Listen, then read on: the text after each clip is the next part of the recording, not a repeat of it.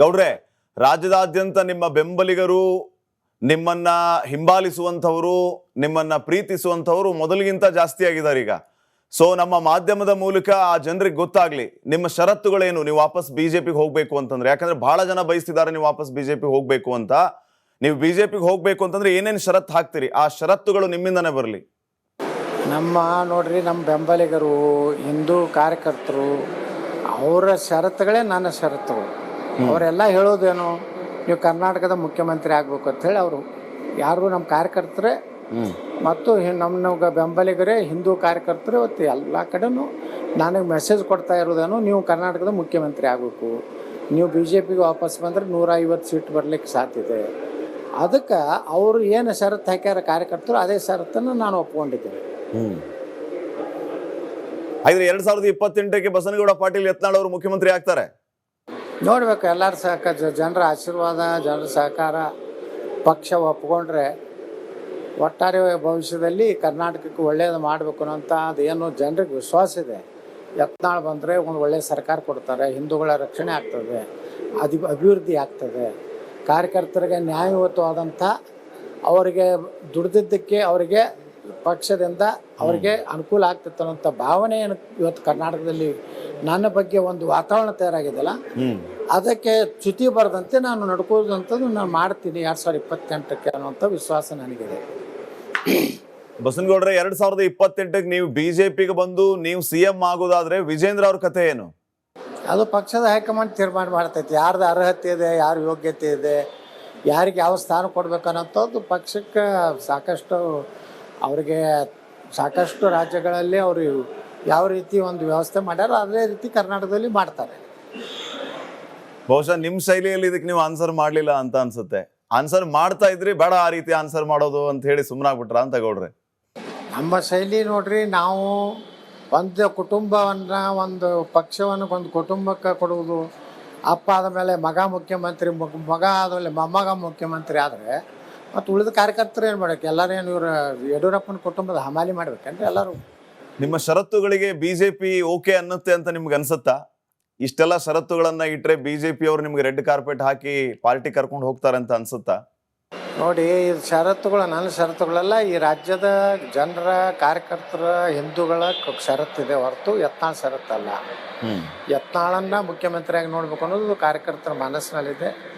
ಒಂದು ಒಳ್ಳೆಯ ಸರ್ಕಾರ, ಹಿಂದೂಗಳ ಸುರಕ್ಷತೆ ಬೇಕಾಗಿದೆ, ಭ್ರಷ್ಟಾಚಾರದ ಒಂದು ಆಡಳಿತದಿಂದ ಬೇಸತ್ತು ಹೋಗಿದ್ದಾರೆ, ಒಂದು ಕುಟುಂಬ ರಾಜಕಾರಣದಿಂದ ಬೇಸತ್ತು ಹೋಗಿದ್ದಾರೆ, ಒಂದು ಅಭಿವೃದ್ಧಿ ಮಾಡುವಂಥ ಒಬ್ಬ ಒಳ್ಳೆಯ ಕ್ರಿಯಾಶೀಲ ಒಬ್ಬ ಮುಖ್ಯಮಂತ್ರಿ ಬೇಕನ್ನುವಂಥದ್ದು, ನಿರುದ್ಯೋಗ ಯುವಕರಿಗೆ ಉದ್ಯೋಗ ಬೇಕಾಗಿದೆ. ಇದೆಲ್ಲರ ಕಲ್ಪನೆ ಇಟ್ಕೊಂಡೇ ಕಾರ್ಯಕರ್ತರು ಯತ್ನಾಳನ್ನ ಮುಖ್ಯಮಂತ್ರಿ ಆಗಬೇಕು ಅನ್ನೋಂಥ ಭಾವನೆಯ ಷರತ್ತೇನಿದೆ, ಆ ಷರತ್ತನ್ನು ಹೈಕಮಾಂಡದವರು ವಿಚಾರ ಮಾಡ್ಬೋದು ಅಂತ ನನಗೆ ಅನ್ನಿಸ್ತದೆ.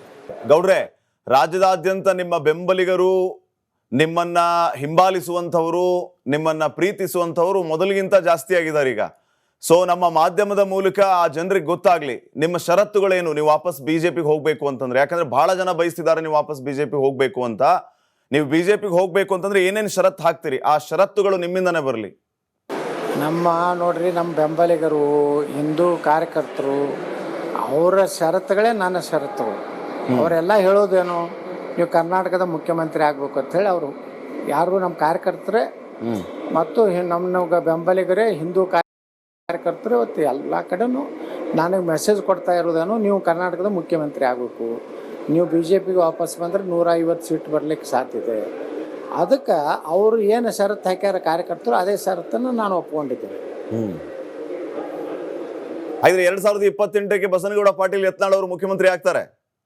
ನೋಡ್ಬೇಕು, ಎಲ್ಲರ ಜನರ ಆಶೀರ್ವಾದ, ಜನರ ಸಹಕಾರ, ಪಕ್ಷ ಒಪ್ಕೊಂಡ್ರೆ ಒಟ್ಟಾರೆ ಭವಿಷ್ಯದಲ್ಲಿ ಕರ್ನಾಟಕಕ್ಕೆ ಒಳ್ಳೆಯದು ಮಾಡಬೇಕು ಅನ್ನೋಂಥ ಅದೇನು ಜನರಿಗೆ ವಿಶ್ವಾಸ ಇದೆ. ಯತ್ನಾಳ್ ಬಂದರೆ ಒಂದು ಒಳ್ಳೆಯ ಸರ್ಕಾರ ಕೊಡ್ತಾರೆ, ಹಿಂದೂಗಳ ರಕ್ಷಣೆ ಆಗ್ತದೆ, ಅಭಿವೃದ್ಧಿ ಆಗ್ತದೆ, ಕಾರ್ಯಕರ್ತರಿಗೆ ನ್ಯಾಯಯುತವಾದಂಥ ಅವರಿಗೆ ದುಡಿದಿದ್ದಕ್ಕೆ ಅವರಿಗೆ ಪಕ್ಷದಿಂದ ಅವರಿಗೆ ಅನುಕೂಲ ಆಗ್ತಿತ್ತು ಅನ್ನೋಂಥ ಭಾವನೆ ಇವತ್ತು ಕರ್ನಾಟಕದಲ್ಲಿ ನನ್ನ ಬಗ್ಗೆ ಒಂದು ವಾತಾವರಣ ತಯಾರಾಗಿದೆಯಲ್ಲ, ಅದಕ್ಕೆ ಚ್ಯುತಿ ಬರದಂತೆ ನಾನು ನಡ್ಕೋದಂಥದ್ದು ನಾನು ಮಾಡ್ತೀನಿ 2028ಕ್ಕೆ ಅನ್ನೋಂಥ ವಿಶ್ವಾಸ ನನಗಿದೆ. ಬಸನಗೌಡ್ರೆ, 2028ಕ್ಕೆ ನೀವು ಬಿಜೆಪಿಗೆ ಬಂದು ನೀವು CM ಆಗೋದಾದ್ರೆ ವಿಜೇಂದ್ರ ಅವ್ರ ಕಥೆ ಏನು? ಅದು ಪಕ್ಷದ ಹೈಕಮಾಂಡ್ ತೀರ್ಮಾನ ಮಾಡ್ತೈತಿ, ಯಾರ್ದು ಅರ್ಹತೆ ಇದೆ, ಯಾರ ಯೋಗ್ಯತೆ ಇದೆ, ಯಾರಿಗೆ ಯಾವ ಸ್ಥಾನ ಕೊಡ್ಬೇಕನ್ನೋಂಥದ್ದು ಪಕ್ಷಕ್ಕೆ ಅವ್ರಿಗೆ ಸಾಕಷ್ಟು ರಾಜ್ಯಗಳಲ್ಲಿ ಅವರು ಯಾವ ರೀತಿ ಒಂದು ವ್ಯವಸ್ಥೆ ಮಾಡ್ಯಾರ ಅದೇ ರೀತಿ ಕರ್ನಾಟಕದಲ್ಲಿ ಮಾಡ್ತಾರೆ. ಬಹುಶಃ ನಿಮ್ಮ ಶೈಲಿಯಲ್ಲಿ ಇದಕ್ಕೆ ನೀವು ಆನ್ಸರ್ ಮಾಡಲಿಲ್ಲ ಅಂತ ಅನ್ಸುತ್ತೆ. ಆನ್ಸರ್ ಮಾಡ್ತಾ ಇದ್ರಿ, ಬೇಡ ಆ ರೀತಿ ಆನ್ಸರ್ ಮಾಡೋದು ಅಂತ ಹೇಳಿ ಸುಮ್ಮನಾಗ್ಬಿಟ್ರ ಅಂತ ಗೌಡ್ರೆ? ನಮ್ಮ ಶೈಲಿ ನೋಡ್ರಿ, ನಾವು ಒಂದು ಕುಟುಂಬವನ್ನು, ಒಂದು ಪಕ್ಷವನ್ನು ಒಂದು ಕುಟುಂಬಕ್ಕೆ ಕೊಡುವುದು. ಅಪ್ಪ ಆದಮೇಲೆ ಮಗ ಮುಖ್ಯಮಂತ್ರಿ, ಮಗ ಆದಮೇಲೆ ಮೊಮ್ಮಗ ಮುಖ್ಯಮಂತ್ರಿ ಆದರೆ ಮತ್ತು ಉಳಿದ ಕಾರ್ಯಕರ್ತರು ಏನು ಮಾಡ್ಬೇಕು? ಎಲ್ಲರೂ ಏನು ಇವರು ಯಡಿಯೂರಪ್ಪನ ಕುಟುಂಬದ ಹಮಾಲಿ ಮಾಡ್ಬೇಕಂದ್ರೆ ಎಲ್ಲರೂ? ನಿಮ್ಮ ಷರತ್ತುಗಳಿಗೆ ಬಿಜೆಪಿ ಓಕೆ ಅನ್ನುತ್ತೆ ಅಂತ ನಿಮ್ಗೆ ಅನ್ಸುತ್ತಾ? ಇಷ್ಟೆಲ್ಲ ಷರತ್ತುಗಳನ್ನ ಇಟ್ರೆ ಬಿಜೆಪಿ ಅವರು ನಿಮ್ಗೆ ರೆಡ್ ಕಾರ್ಪೆಟ್ ಹಾಕಿ ಪಾರ್ಟಿ ಕರ್ಕೊಂಡು ಹೋಗ್ತಾರೆ ಅಂತ ಅನ್ಸುತ್ತಾ?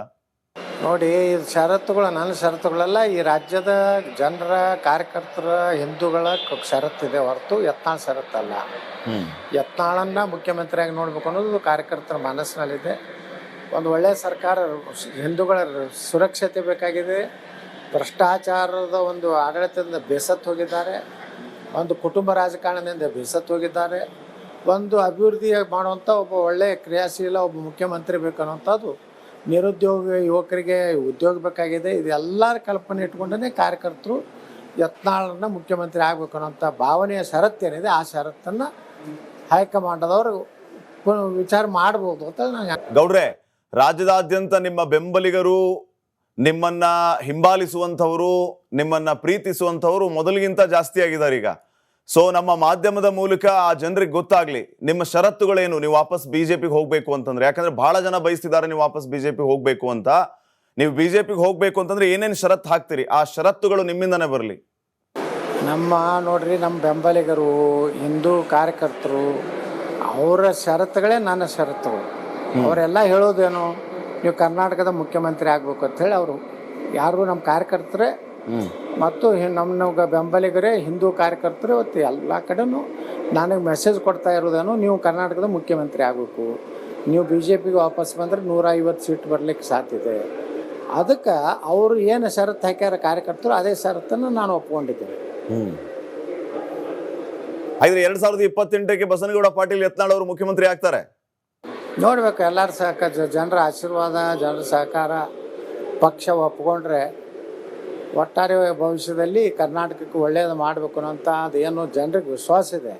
ಯತ್ನಾಳ್ ಬಂದರೆ ಒಂದು ಒಳ್ಳೆಯ ಸರ್ಕಾರ ಕೊಡ್ತಾರೆ, ಹಿಂದೂಗಳ ರಕ್ಷಣೆ ಆಗ್ತದೆ, ಅಭಿವೃದ್ಧಿ ಆಗ್ತದೆ, ಕಾರ್ಯಕರ್ತರಿಗೆ ನ್ಯಾಯಯುತವಾದಂಥ, ಅವರಿಗೆ ದುಡಿದಿದ್ದಕ್ಕೆ ಅವರಿಗೆ ಪಕ್ಷದಿಂದ ಅವರಿಗೆ ಅನುಕೂಲ ಆಗ್ತಿತ್ತು ಅನ್ನೋಂಥ ಭಾವನೆ ಇವತ್ತು ಕರ್ನಾಟಕದಲ್ಲಿ ನನ್ನ ಬಗ್ಗೆ ಒಂದು ವಾತಾವರಣ ತಯಾರಾಗಿದೆಯಲ್ಲ, ಅದಕ್ಕೆ ಚ್ಯುತಿ ಬರದಂತೆ ನಾನು ನಡ್ಕೋದಂಥದ್ದು ನಾನು ಮಾಡ್ತೀನಿ 2028ಕ್ಕೆ ಅನ್ನೋಂಥ ವಿಶ್ವಾಸ ನನಗಿದೆ.